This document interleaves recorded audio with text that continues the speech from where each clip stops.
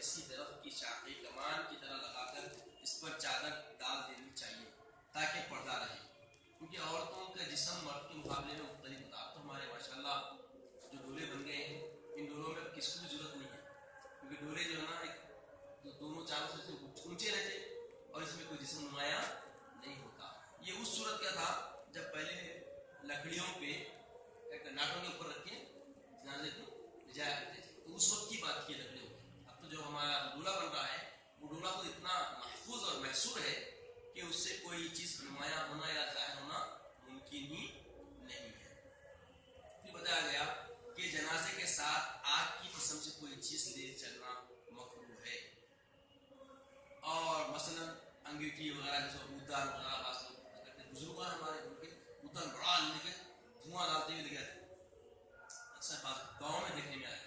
شہر میں تو اللہ کا رحم ہے کہ یہ چیزیں پاک ہو گئے، مگر ایک دو گاؤں میں جانے کا اتفاق ہوا تو جنازوں میں لوگ کیا کرتے اودان سامنے لے کے چلتے ہٹاتے ہوئے ڈالتے ہوئے۔ یہ کیا ہے؟ بالکل باطل عمل ہے، یہ بدعت ضلالہ ہے، گمراہی کا معاملہ ہے، اس سے بچنا چاہیے۔ نماز جنازہ پڑھے بغیر لوگوں کا جنازے کو چھوڑ کر چلے جانا منع ہے۔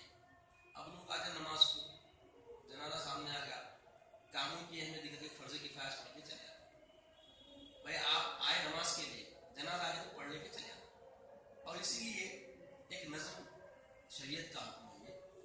مگر اب لوگوں کی بے عربی، لا علمی، لاشعوری اور بغیر عدم دلچسپی کی وجہ سے مسئلے کی ادائیگی کے انداز بدل دیے گئے۔ کیا ہے؟ فرائض کے بعد سنتوں اور نوافل پر فرض کفایہ کو مقدم کرنا ہے، سنتوں کو اور نفلوں کو مؤخر کرنا ہے۔ مگر لوگ کیا کرتے ہیں؟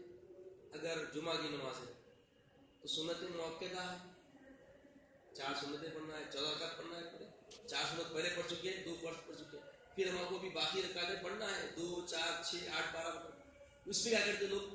جنازہ اگر پڑھا دیے تو سب پرفو چکر والے، اور جو خود جنازے کے آتے ہیں وہ بھی باتیں سنتے پڑھتے ہیں۔ اب عام طور پہ نماز نہیں پڑھ رہے، مجبوری میں جنازہ لے کے آئے تو نماز کا وقت رہا تو پڑھ لیتے، تو نماز پڑھنا ہوتا لوگوں سے نہیں ہوتا۔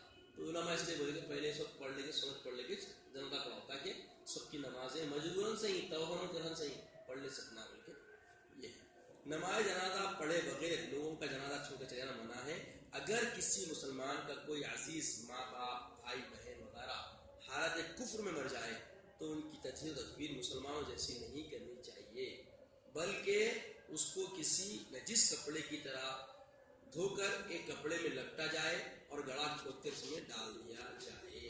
یہ اس لیے کہ سب کچھ اس وقت کیا جائے گا جب کافروں سے کوئی موجودہ کوئی بھی ربضت نہ ہو، کوئی تعلق نہ ہو، ورنہ مردہ ان کے حوالے کر دیا جائے گا۔ یعنی اب کوئی آ گئے، اکثر ہو رہا بس فیملیاں مسلمانوں کی آئی حیدرآباد کو، اب یہاں اس میں ایک جنا کاٹا رہتا، نہیں ہو تو میں ہوتے رہتا، مگر ساتھ رہتا، کھاتا پیتا سب کرتا، انہیں ایمان نہیں رہتا ظاہری طور پہ، ایسا مر گیا تو یہاں کو جو غیر مسلم اگر ربط ہے ان کے حوالے کر دیں۔ اگر ربط نہیں ہے، پورے مسلمانوں کے علاقے میں رہتا ہے، اب ایک نئی بات پیدا ہونے کا فتنہ ہونے کا اندیشہ ہے، تو اس کا کام یہ ہے کہ نجیس کپڑے میں نجیس چیز سے ایسا لپٹے کپڑے میں لے کے ڈال دیا چھت پہ۔